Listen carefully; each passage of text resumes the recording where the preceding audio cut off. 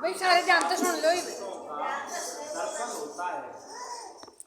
तो साधु संतों का जब परस होता है तो वो अपनी इच्छा से नहीं होता। ना साधु संत अपनी इच्छा से आते हैं। साधु संतों का मिलन होता है तो प्रभु की इच्छा से होता है। क्योंकि अपने द्वार पर बुलाने से तो मेहमान बेटी आते हैं, बगैर बुलाए चल के आते हैं। तो साधु संत भगवान के भेजे हुए आते हैं कि प्राप्त काले संत दर्शन तीर्थ पुण्य यात्रा की। संतों के दर्शन भी भक्तों के लिए एक तीर्थ यात्रा के समान होते हैं और संतों की मधुर वाणी सुनने के लिए भगवान भी, क्योंकि हर चीज नहीं जानता है। अपने से पराई आत्मा की सेवा करने से कितने जीवों की, कितने फलों की प्राप्ति होती है। जो वृक्ष में फल आता है, वृक्ष अपना लगा हुआ फल स्वयं कभी नहीं खाता है, दूसरों को खिलाता है। इसी आधार पर क्या होता है कि एक समय एक शहर के अंदर एक ब्राह्मण का परिवार रहता था। कहते हैं कि जगत गुरु ब्राह्मण, संसार का गुरु ब्राह्मण होता है। ब्राह्मण का गुरु सन्यासी, सन्यासी का भी गुरु अविनाशी और अविनाशी का गुरु होता है कि ब्रह्म में जहाँ धर्म और तुलसी जहाँ पूजा, जहाँ तुलसी का वृक्ष होता है वहाँ भी उसकी आदि पूजा होती है। तो ब्राह्मण परिवार का भगवान के प्रति बहुत आस्था थी। तो ब्राह्मण और ब्राह्मणी दोनों मिलकर के अपने परिवार में आसन लगा के भगवान का चिंतन कर रहे थे। तो पूजा करते समय जिस गली में ब्राह्मण का परिवार था, उसी परिवार के गली में से निकलते हुए नारद जी भगवान निकलते जा रहे हैं। नारायण हरि की आवाज लगाई, उनके द्वार पर देखा कि भाई कोई ब्रह्म परिवार है। तो यहाँ साधु संत का एक सम्मान होता है, क्योंकि अतिथि भवे देव भवे। अतिथि आता है तो स्वयं भगवान का नारायण होता है। इस रूप में नारायण मिल जाते हैं कि नारायण के रूप को सच्चा करके जान, अरे न जाने किस देश में आ जाते हैं।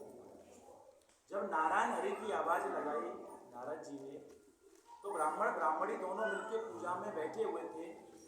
तो पूजा से खड़ी होकर के ब्राह्मणी चलती है और अपने मेन द्वार पर देखा तो साक्षात नारद जी भगवान का उनका दर्शन। बोलो महाराज, आदेश करो, मैं आपकी क्या सेवा कर सकती हूँ। तो नारद जी ने कहा कि बेटी, कि साधु को क्या चाहिए, भूख लगे तो रोटी, पहनने को फट जाए तो लंगोटी। बेटी थोड़ा बाल लो, प्रसादी ग्रहण करूंगा। कि आओ महाराज, राजो आसन ग्रहण करो, सब आपका दिया हुआ है, सब आपका दिया ही संसार खाता है। तो महाराज इसमें सबका साथ है कि खाया पिया तो लगेगा अंग, दिया दिया चलेगा सब। आप खाए हरकत और बांट के खाए बरकत। तो नारद जी भगवान साथ आसन ग्रहण करके प्रसादी पाने के लिए विद्वान हो जाते हैं। तो सुबह का बाल भोग उसी को कहते हैं, जो ठाकुर जी का थोड़ा प्रसाद भोग लगता है वही बाल भोग। तो नारद जी ने बाल भोग प्रसादी ग्रहण किया। जब चलने लगे तो आशीर्वाद मुख कभी नहीं देता, आशीर्वाद तो आत्मा। तो स्वयं आत्मा से जब आशीष निकलने लगा, नारद जी भगवान कहने लगे ब्राह्मण ब्राह्मणी से कि बेटी तूने मेरे लिए बहुत बड़ी सेवा की, इसके बदले तुझे कुछ अगर चाहिए मेरे से तो अपने मुख से आज कुछ भी मांग लेना, मैं तेरे लिए आज वही देने को तैयार हूं।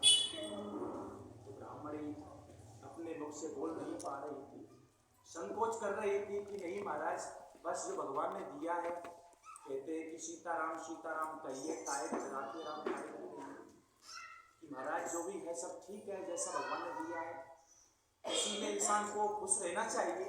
न कभी दुख को दुख मानना चाहिए, न सुख को सुख मानना चाहिए। कि नहीं बेटी, मैं जानता हूं आपके पास में कोई गहरा कष्ट भी है। तब उसी समय ब्राह्मणी कहने लगी कि महाराज मेरे पास सब कुछ दिया हुआ सब कुछ है, लेकिन महाराज मेरे पास एक सबसे बड़ा कष्ट है कि बेटी को कि महाराज मेरे पास कोई संतान का सुख नहीं है। और तो भगवान ने सब कुछ दिया है, लेकिन महाराज मेरे पास कोई बेटा बेटी का सुख। तो नारद जी भगवान ने जब उसका सफर को सुना तो बहुत बड़ा एहसास हुआ कि प्रभु की क्या इच्छा है कि देखो कितने कितने संसार में भक्त प्राणी भी रहते हैं और भगवान ने ऐसे भक्तों को भी कष्ट दिया है। तो नारद जी भगवान वहां से चल देते हैं कि बेटी इसका तेरा हल अवश्य होगा। कहते हैं कि समय समय की बात समय को परखे ज्ञानी, एक समय पर धूप होती है एक समय पर बरसे पानी। क्योंकि जो व्यक्ति ने भरोसा किया है, कहते हैं कि सेवा संयम और साधना, जिसने सेवा किया है संयम किया है साधना किया है उसको समय आने पर हर वस्तु का सुख मिलेगा। कि बेटी एक दिन समय आने पर ठाकुर जी। तो नारद जी भगवान वहां से चले और विष्णु भगवान के पास पहुंच जाते। विष्णु भगवान से जाके कहने लगे महाराज इस शहर के अंदर एक ब्राह्मण परिवार रहता है, तो महाराज हमने ऐसे ऐसे महान भक्तों को इतना गहरा कष्ट दे रखा है कि नारद जी वो कौन सा कष्ट है कि महाराज उनके पास कोई संतान का सुख नहीं। तो विष्णु भगवान ने नारद जी से कहा कि नारद जी आप तो इस जन्म की बात कर रहे हैं, उस परिवार में 7 जन्मों तक संतान का सुख भाग में ही नहीं है, इतने दिन तक 7 जन्मों तक। तो नारद जी भगवान ने विचार किया कि ये भगवान ऐसा कह रहे हैं कि 7 जन्मों तक नहीं है, तो हो सकता है कि भाई नहीं हो। तो नारद जी भगवान उसी शहर के अंदर एक महात्मा रहता था, वो अपनी धुना पे साधना किया करता था। साधना करते समय उस धुनी से वो महात्मा खड़ा हो जाता है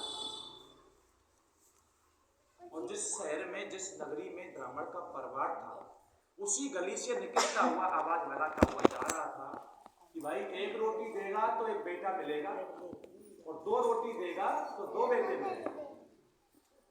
तो ब्राह्मण का परिवार का घर जो था उसके सामने से निकल रहे थे। जब आवाज सुनाई दी तो ब्राह्मणी दोनों पूजा में बैठे। ब्राह्मणी का एक सम्मान था कि अपने द्वार पर कोई जो आता था उसको मान सम्मान। तो जैसे उसने आवाज सुनी तो चल के वहां से आसन छोड़ के आई मेन द्वार पे महात्मा को साधु संत महात्मा की आज्ञा करो महाराज मैं आपकी क्या सेवा कर सकती हूँ। कि बेटा 1 रोटी देगी तो 1 बेटा मिलेगा, तो 2 रोटी देगी 2 बेटा। ब्राह्मणी ने कहा कि महाराज भोजन करो तो महाराज भरपेट पूरा भोजन करो। कहते हैं कि आधा भोजन वृद्ध का और दाता दे नरक पूजा। भाई आधा भोजन तो कभी किसी को कराना भी नहीं चाहिए, दिया ना किया बराबर है। वृद्ध गाय कभी दान नहीं होती है, छोटी गाय का कभी दान नहीं होता है, और आधा भोजन कभी नहीं करना चाहिए कि नहीं बेटी मुझे भोजन नहीं पाना है, मुझे तो सिर्फ 1 रोटी लेनी है या 2 रोटी लेनी है। तो उनको तो संतान का सुख देना था। तो ब्राह्मणी चल के अपने स्वामी के पास पहुंच जाती है, पंडित जी के पास कि महाराज हमारे नगरी में गांव में गली में एक महात्मा आया है और रोटी मांगता हुआ बोल रहा है कि 1 रोटी देगा 1 बेटा मिलेगा, 2 रोटी देगा तो कैसे मिलेगी। कि ठीक है संतान का सुख मिले ना मिले, लेकिन हमारा धर्म बनता है कि वो भूखे हैं, हमारा महत्व है, सबसे बड़ा परम धर्म है कि उनको भोजन कराना हमारा धर्म है। तो ब्राह्मणी चल के 2 रोटी लेकर के पास मिल जाती है कि प्रभु तेरा तुझको अर्पण क्या लागे मेरा, जीव कहता मेरा मेरा फिर भी उड़ जाए हंस।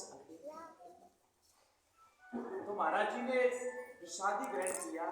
जब चलने लगे तो महाराज जी ने उसको आशीर्वाद दिया कि बेटी संसार में आप धनवती रहो, अखंड सौभाग्यवती रहो और पुत्रवती रहो, संसार में रहो हमेशा राजरानी। तो महात्मा का तो कहते हैं कि संत वचन पत्थर की लिखा, मोर वचन पड़ जाए पीछा। साधु संत जो मुख से बोल गया उसको शब्द को स्वयं दादा गुरु महाराज पूरा कर। तो महात्मा जी वहां से चले जाते हैं। समय आने पर उस ब्राह्मण परिवार के अंदर 2 बेटे ने जन्म लिया। जब प्रभु की कृपा होती है कहते सुख दुख भी आता है, वो भी कह के नहीं आता, समय आने पर महसूस होता है। तो दोनों बच्चे घर में जब चलने लगे, खेलते खेलते मेन गेट पे पहुंच जाते हैं। वही नारद जी महाराज एक दिन साक्षात उसी रूप में उसी द्वार से निकल गए।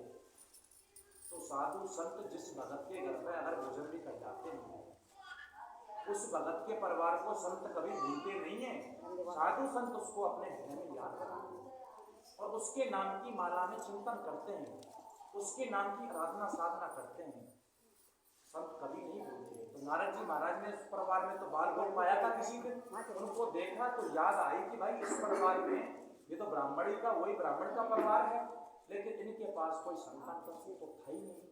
और विष्णु भगवान ने कहा था मेरे से स्वयं कि महाराज इनके 7 जन्म जन्मों तक संतान का सुख भी नहीं है, लेकिन आज मैं देख रहा हूँ तो घर में 2 बच्चे किसके खेल रहे हैं। तो नारद जी महाराज ने नारायण हरि की दोबारा फिर वैसे ही आवाज दी। तो ब्राह्मणी चल के आई, बोलो महाराज क्या सेवा करें।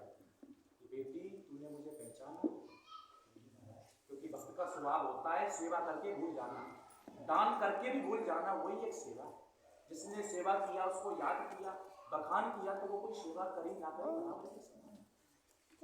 हमारी बेटी वही नारद जी महाराज हूँ जिस समय तूने मेरे लिए किसी समय पर प्रसाद ही ग्रहण कराया। तो ब्राह्मणी को याद आई, ओ महाराज इतने वक्त के बाद में दर्शन हो रहा है। कहते हैं कि दरा से परस मुख मंजन पाना, कटे पाप के वेद पुराना। दर्शन से प्रसन्न होता है, प्रसन्न से इंसान की बेटी सबसे बड़ा तो मुझे और तो कुछ नहीं चाहिए, भोजन भी नहीं करना है, सिर्फ आज एक खुशी के लिए मैं तेरे पास आया कि तेरे परिवार में जो ये 2 बच्चे खेल रहे हैं, बच्चे किसके हैं। भाई बेटी होती तो हो सकता है कि भाई बेटी के बच्चे हों, लेकिन तेरे पास तो संतान का सुख भी नहीं था। कि महाराज मेरे इस कॉलोनी में एक महात्मा जी आए और आवाज लगा रहे थे, 1 रोटी देगा बेटा मिलेगा, 2 रोटी देगा तो कैसे मिलेगी। महाराज मैंने उनके लिए भोजन कराया था, तो उनकी दुआ आशीर्वाद मेरे को लगी। तो महाराज समय आने पर एक दिन मेरे यहाँ भगवान की असीम कृपा हो गई कि महाराज एक नहीं 2 बच्चे मेरे। नारद जी भगवान को उसी समय जब सुना तो बहुत विचार आया कि भगवान का मैं इष्ट हूँ, विष्णु भगवान मेरे इष्ट थे, लेकिन फिर भी भगवान ने मेरे से ये शब्द कहा था कि भाई 7 जन्म जन्मों तक नहीं। तो नारद जी भगवान गुस्सा होकर विष्णु भगवान के पास पहुंचे कि महाराज मैं आपका इतना बड़ा परम भक्त होकर के भी फिर भी आपने मेरे को झूठ बोला था कि उनके 7 जन्म जन्मों तक संतान का सुख नहीं है। महाराज उस ब्राह्मण परिवार में एक नहीं 2 बच्चों ने जन्म लिया है।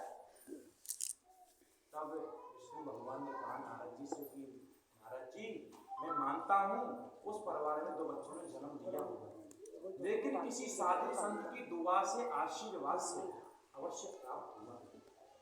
विष्णु भगवान से जब आवाज सुनी नारद जी ने, तो नारद जी को विचार आया कि महाराज इससे बड़ा आपसे बड़ा और भी कोई संसार में है। कि हाँ नारद जी 1 से 70 भगवान कहता है कि मेरा मान भले ही टल जाए पर मेरे भक्त का मान न कभी टले। तो नारद जी भगवान को उदाहरण देने के लिए विष्णु भगवान के धीमे धीमे पेट में दर्द की शिकायत होने लगी। अब नारद जी कहने लगे भाई गुरु को कोई अगर मजबूरी हो तो शिष्य का फर्ज बनता है गुरु की सेवा करना। तो नारद जी भगवान कहने लगे कि महाराज आपके पेट में दर्द की शिकायत है, तो महाराज मेरे लिए उपाय बताओ, मैं आपकी क्या सेवा करूं। तो विष्णु भगवान ने कहा नारद जी से कि नारद जी मुझे किसी इंसान का दिल का कलेजा चाहिए, तब मेरे पेट का दर्द ठीक हो सकता है, बाकी नहीं चाहिए। तो नारद जी महाराज नगरी में निकल जाते हैं, घर घर में आवाज लगाते हैं, लेकिन ऐसा कोई भगवान का परम भक्त नहीं मिला जो अपना दे सकता। कोई कौन दे, किसी ने नहीं दिया। तो नारद जी लौट के विष्णु भगवान के पास पहुंचे कि महाराज मुझे तो ऐसा बस्ती में कोई भक्त नहीं है, किसी ने नहीं दिया। तब विष्णु भगवान ने कहा नारद जी से कि नारद जी आप उस संत के पास गए थे क्या जिसके कहने से ब्राह्मण ब्राह्मणी के यहाँ 2 बच्चों ने जन्म लिया। महाराज जी मुझे मालूम भी नहीं कहा कि मैं पता देता हूँ, उस जगह जाओ, भूमि पे बैठे मिलेंगे, वो महाराज मेरे नाम के प्रति तेरे लिए जाते ही अवश्य। अब नारद आपको इस चीज की मालूम हो गई होगी कि संत के कहने से ब्राह्मणी के यहाँ 2 बच्चों में जन्म क्यों नहीं। आपने बस्ती में घर घर आवाज लगाई, ऐसा कोई भक्त नहीं मिला। लास्ट में उस महात्मा के पास आप जब गए थे तो महाराज ने मेरे नाम के प्रति अपना दिल का कलेजा जो निकाल के दिया था।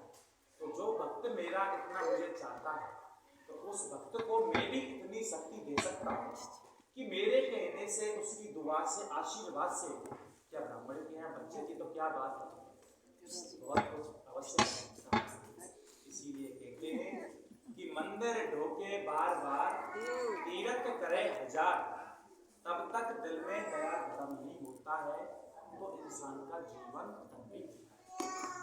जिस समय बारिश आती है तो बारिश ऋतु के समय पानी की अनेक बूंदें आती हैं, अनेक बूंद गिरती हैं। किसी भी पानी की बूंद को यह नहीं पता रहता है कि मुझे कहाँ जाके गिरना है। तो प्रथम पानी की बूंद चल के आती है, कीचड़ में भी गिर जाती है तो वहां भी गुलाब का फूल तैयार है।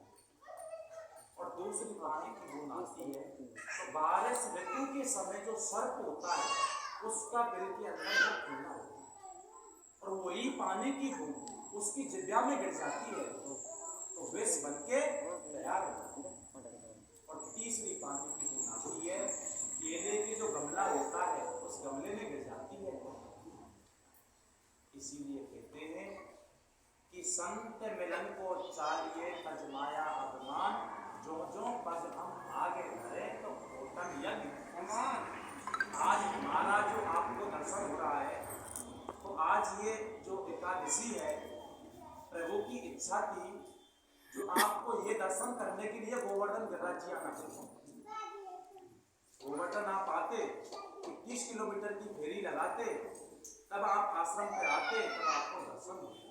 लेकिन आज जो दर्शन हो रहा है, आज हमारा एक अनायास में दर्शन हो रहा है। जब आप घर से आए थे संगीत में तो आपको मालूम हो ही था कि भाई महात्माओं के शब्द भी सुनने हैं, संतों के साथ लेकिन कहते हैं कि जो समय आता है, जो प्रत्यक्ष में देखने को मिलता है, वो समय लौट के नहीं, और जो समय पर जो दर्शन हो गया वो सब प्रभु की इच्छा से। बोलिए वृंदावन जय।